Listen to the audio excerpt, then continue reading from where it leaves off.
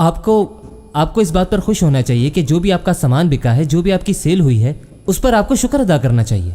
आपको जो भी पैसे मिले हैं आप अल्लाह का शुक्र अदा करें, क्योंकि ये रास्ता जन्नत की तरफ जाता है। अपने आप को मुबारकबाद दें इस बात पर। आपके इर्द गिर्द के लोग आपको कहेंगे कि आप पागल हैं, अपनी ज़िंदगी बर्बाद कर रहे हो, तुम अपनी नौजवान नस्ल को बहुत अहमियत देते हो।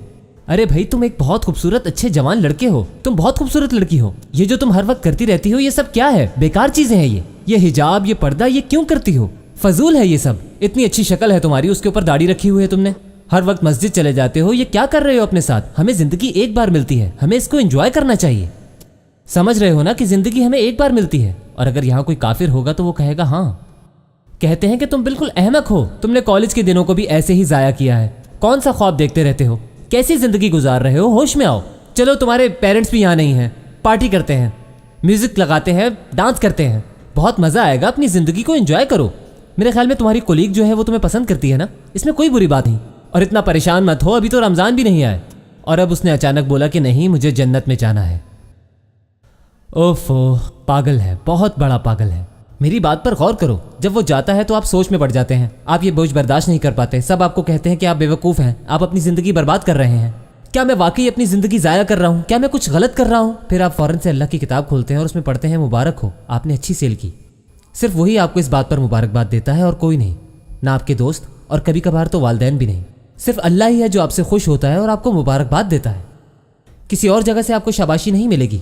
कोई नहीं कहेगा कि आपने समझदारी का फैसला किया है। बहुत सारे घर ऐसे होते हैं जहां बाप वाइन शॉप चलाता है, लेकिन तंग आकर उसने ये काम छोड़ दिया।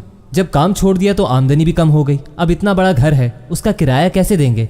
अब उसे छोड़कर हमें फ्लैट या अपार्टमेंट में जाना होगा। मगर आपका पूरा खानदान आपसे कहता है कि ये आपने क्या किया। बच्चे आपसे कहते हैं कि पापा आपने ये क्या किया, हम इतने छोटे से घर में कैसे रहेंगे, वो बहुत बड़ा घर था। लेकिन बाप जानता है कि एक ही है जो उससे कहेगा कि तुमने बहुत अच्छा किया, मुबारक हो मेरे बंदे, तुमने बहुत अच्छा काम किया।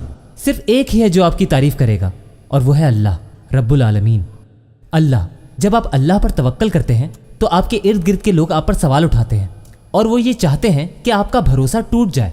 लेकिन उस वक्त आपको इस किताब को मजबूती से थामना है और जब भी आप इसको पढ़ेंगे तो आपको उम्मीद मिलेगी। बचने का सिर्फ एक यही जरिया है।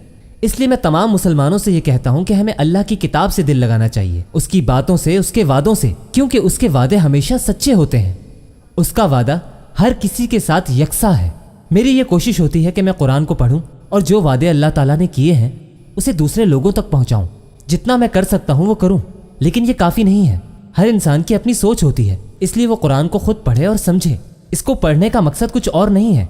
इसका मकसद ये है कि आप अपने फैसले बेहतर तौर पर करें। आपको मालूम हो कि जो आप कर रहे हैं वो ठीक है और उन पर डटे रहें। इन फैसलों से पीछे नहीं हटना। आपको दोबारा अंधेरों में नहीं जाना है। कुछ लोगों को ये एहसास होता होगा कि उन्होंने इस साल बहुत कुछ गलत कर दिया है।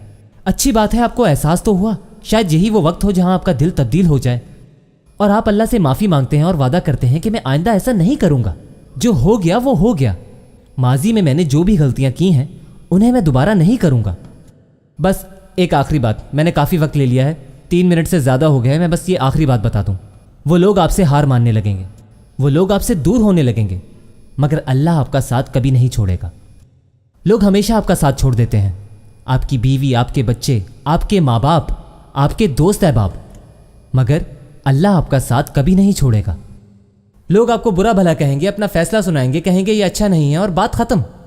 लेकिन अल्लाह ताला अपने बंदों के लिए अपने दरवाजे कभी बंद नहीं करता। अगर कोई अपना रास्ता अल्लाह की तरफ से रोकता है तो वो आप खुद हैं। अल्लाह ताला ऐसा नहीं करता।